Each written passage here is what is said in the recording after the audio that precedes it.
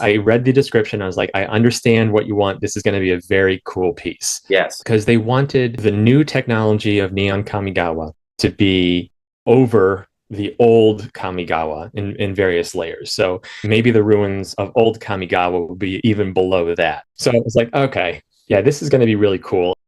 Hello, friends. I'm Trevor, the creator of PAWSUM, and today we are honored to have award-winning artist and illustrator Ryan Pancoast as our very special guest.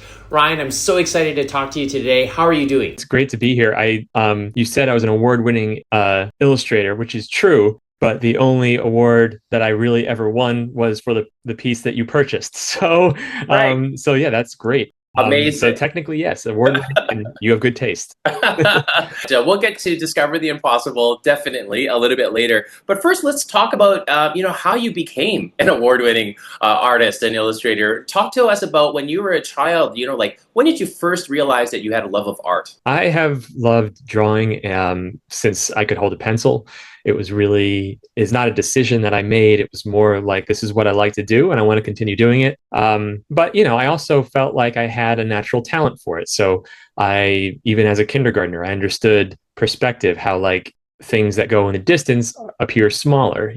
So these like little things that kind of encouraged me to keep going, where I felt like you were good at it and I felt like I enjoyed it. And fortunately, I just had really supportive parents who, when I was about 12, started putting me in art classes. And so I had a lot of experience just drawing realistically throughout my middle school and high school years, and that just continued. Wow. Well, I'm still trying to process that in kindergarten you already understood perspective. I still struggle with that. Well, So not perfectly, of course. Just the basics of image making, where if you want things to look believable, you do things in a certain way. And of course, I was just copying stuff that I saw in comic books or in popular media. Growing up, I copied a lot of art from Marvel and DC comics. So you do a little bit of copying, you do a little bit of imagination, a little bit of creation, and you just kind of come up with images that speak to you. My enjoyment of comics was almost strictly the art. So I didn't care what issues I was buying or reading. It was really more art focused. who are It some of the was artists? Jim Lee for sure. That was just number one when I was growing up. Scott Campbell, of course. And as I grew older, I kind of really liked John Paul Leon. He did a series called Earth X, which was really groundbreaking for me as like an older teenager. I knew pretty early on though that drawing from imagination or drawing in the comic book style wasn't my strength. I understood that it didn't feel natural for me to draw in that style. I really gravitated toward drawing realistically. Looking at a fine art or looking at a still life or looking at a picture in a magazine and copying it realistically. I knew that was my strength. And so about the time that I was a teenager, I kind of gave up the comic book dream.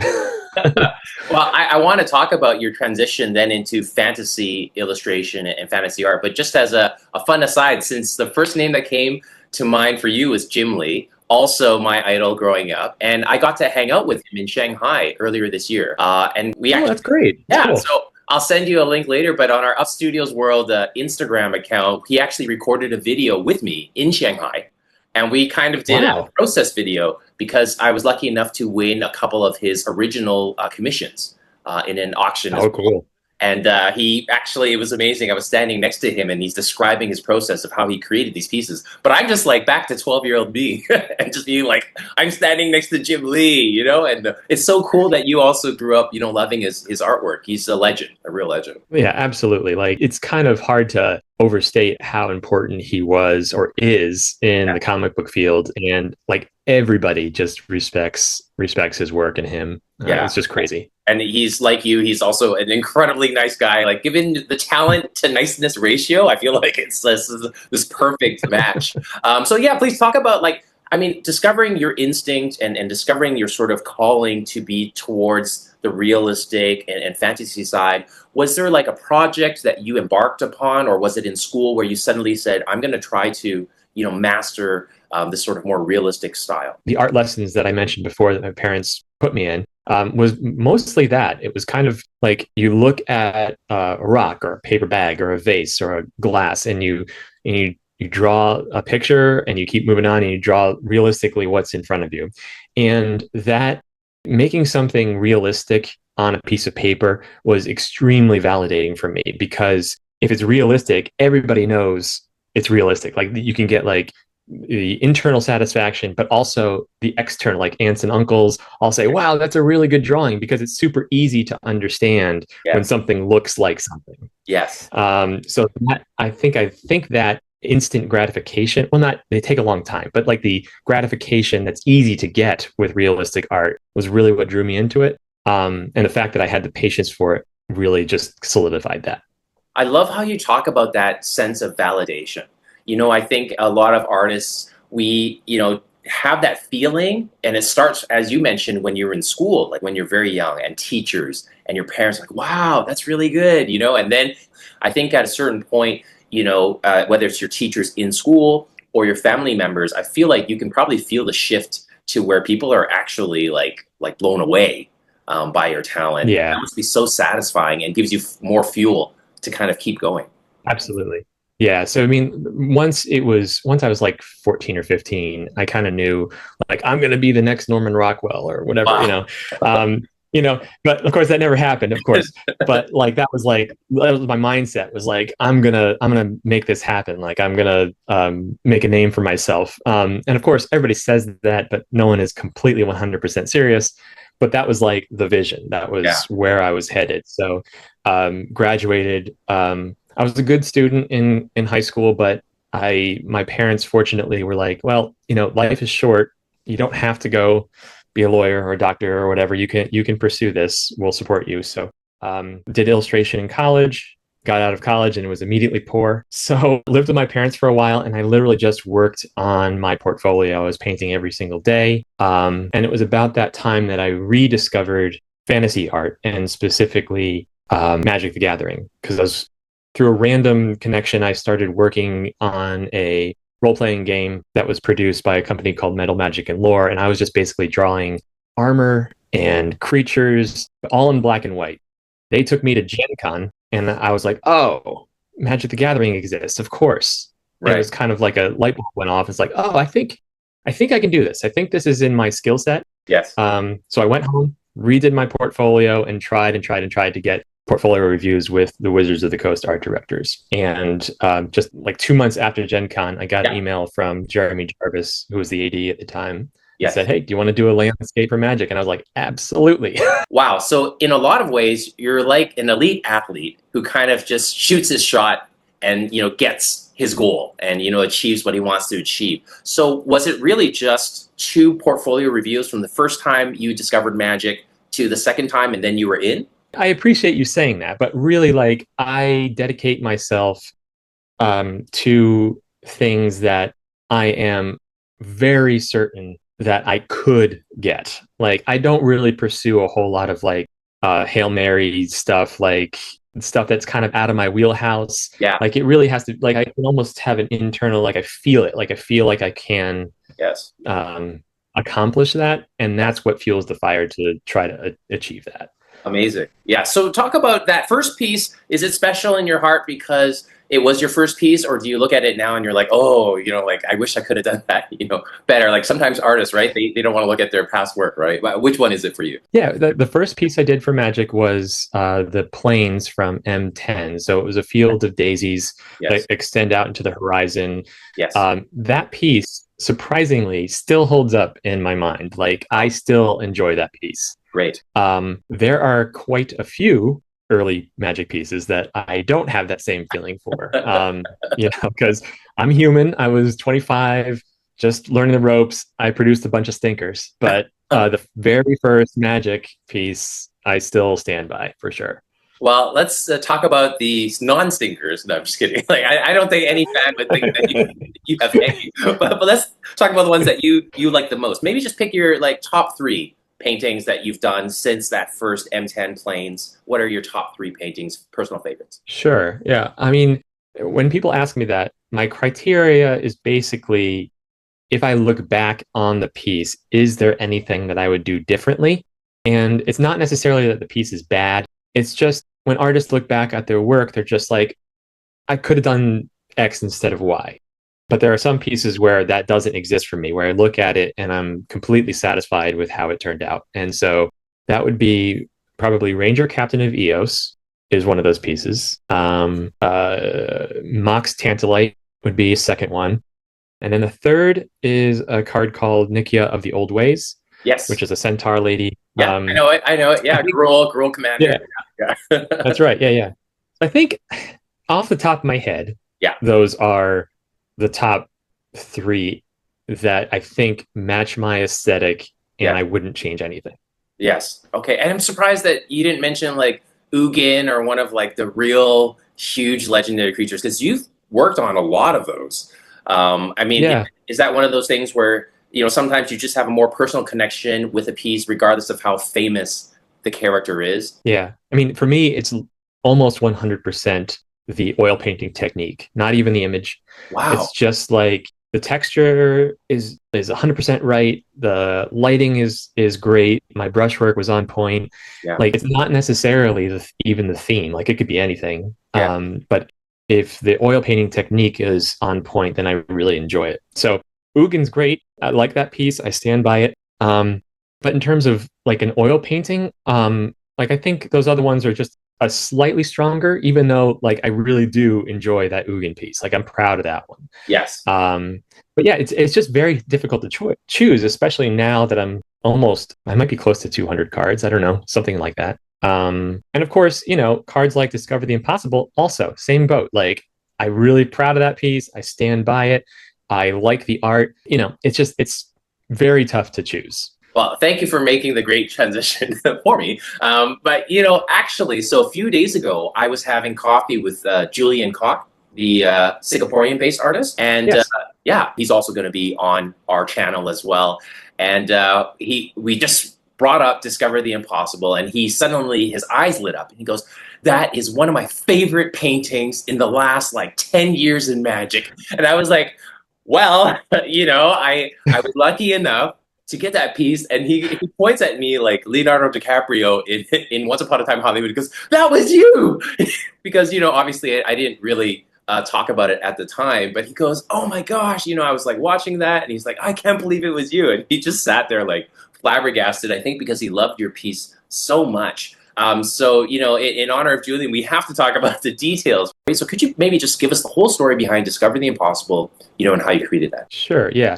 First of all, Julian's great. A lot of the concept for Discover the Impossible came from the art directors, actually. They had a relatively specific view of what they wanted because this was supposed to be like a card that kind of illustrated what Neon Kamigawa or Kamigawa Neon Dynasty is going to be all about, like the vibe. Yeah. And there's oftentimes jobs that are like that, and I get asked to do that, where it's an early piece. They wanted to kind of like speak for the whole set. Direction was pretty clear. However, it was one of those instances where it was a clear vision that I also agreed with. Like they weren't trying to get me to do something that I wasn't comfortable with. It was like, I read the description. I was like, I understand what you want. This is going to be a very cool piece. Yes. Because they wanted the new technology of Neon Kamigawa to be over the old Kamigawa in various layers. So imagining a futuristic fisherman who's going out for fishing and he sees like this magical ray beneath him. And then they added it as an aside. If you feel like you can get it done, maybe the ruins of old Kamigawa will be even below that. So I was like, okay, yeah, this is going to be really cool. And I don't get a lot of opportunities to do really geometric compositions. And Yeah. this was an opportunity this is an opportunity where I could really get kind of almost abstract with the composition. Yes, absolutely. I mean, the way that, thank you for saying that. The composition is one of the most striking things that I think, grabs your attention, definitely grabbed my attention, just because I think it's a very atypical perspective for a Magic card, first and foremost, right? It's the aerial view and looking straight down. And then, the character is offset. And so you're kind of like really drawn to the shapes. And then, of course, the rays as well that you've got laid out. So it's very interesting and powerful just from the first glance. But I think what really, won me over afterwards was just the layers of detailing that the closer you look at it, Magic cards are these tiny, sometimes I'm always like, make everything extended art, like try to like make it as big as possible. But sometimes it's so small and then you hold it up and you're like, there is so much going on in here. So I love how you talked about the story behind the fishermen actually, being above the old ruins and this new world that's been built on top of it. I think that it's an interweaving of the two worlds coming together. It's just such a beautiful, story. And I think, for us as fans, when we look at it, we often don't get like nobody's explaining to us. Like there's no like side notes next to the card that says, sometimes the flavor text will do a little bit.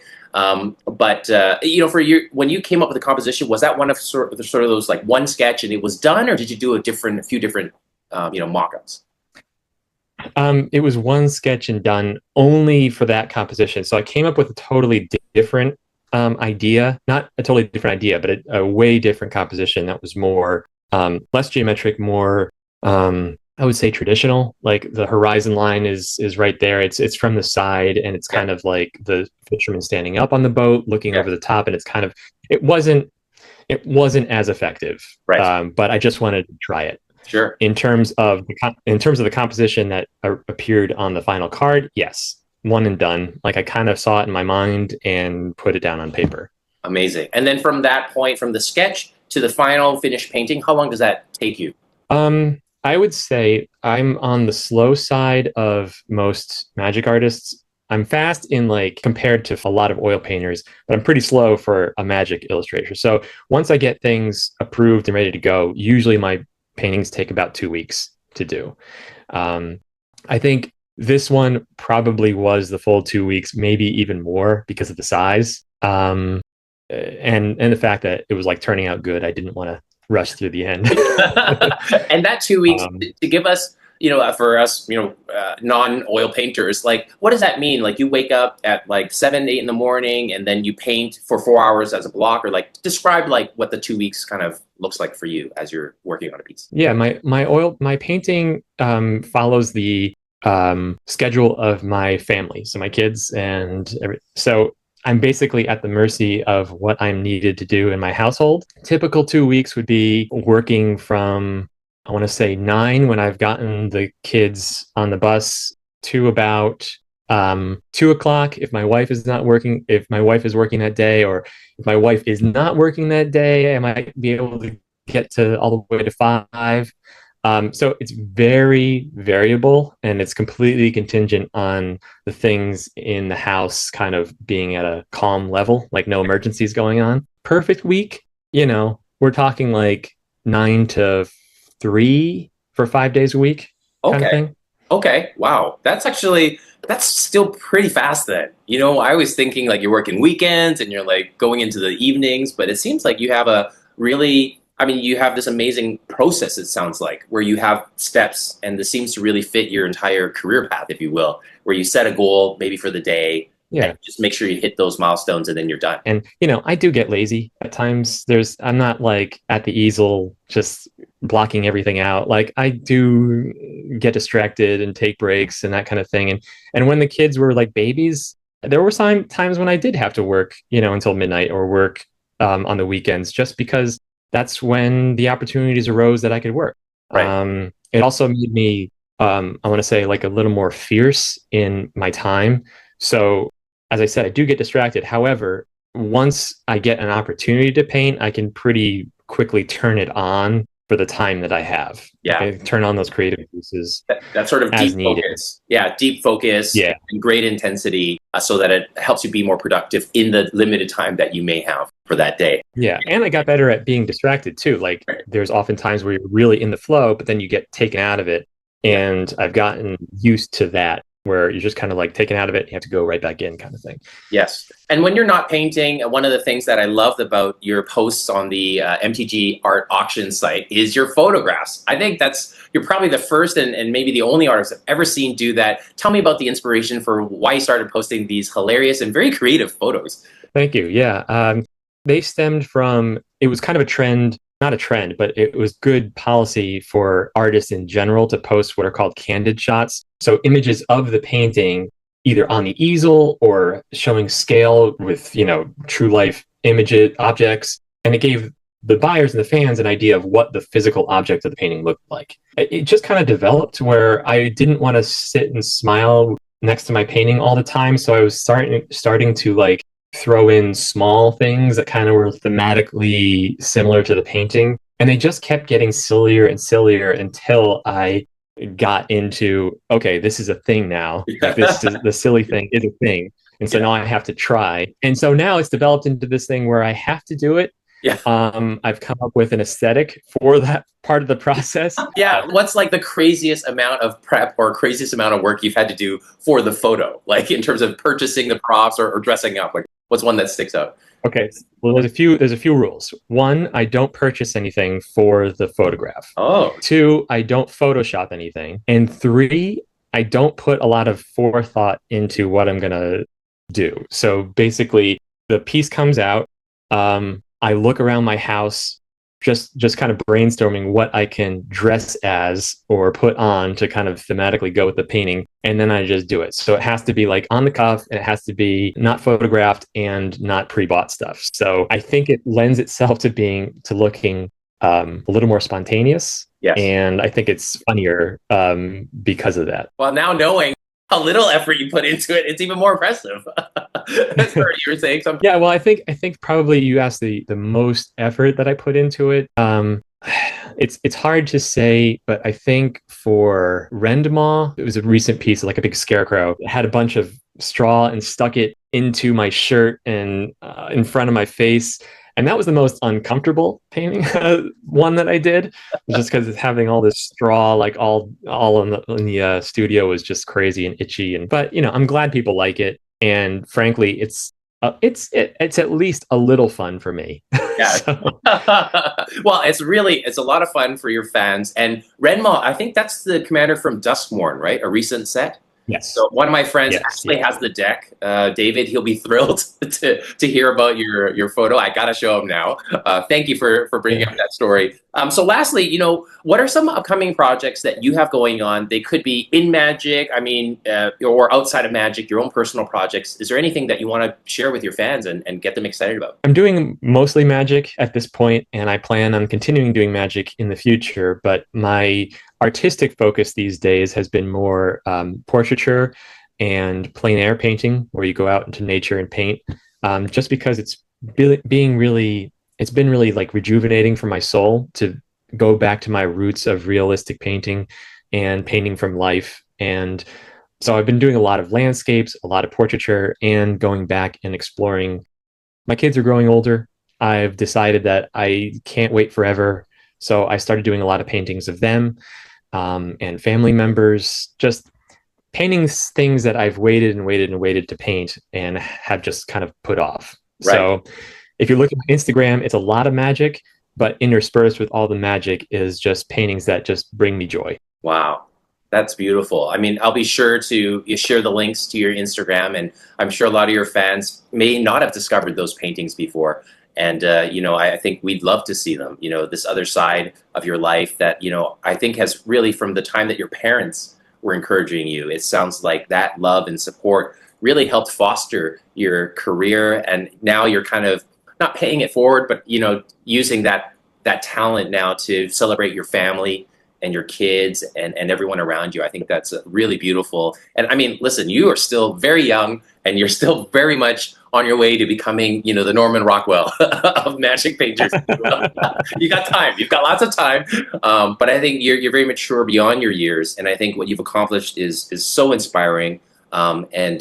Just been such a joy getting to know you and talking to you from the time of Discover the Impossible. But want to thank you so much for your time today, and hope to keep in touch and maybe see you at a Gen Con sometime. That sounds great. Thank you so much for having me today. Thanks. Wow, that was so inspiring. Thanks again to Ryan. Please check out ryanpancoast.com to see more of his artwork.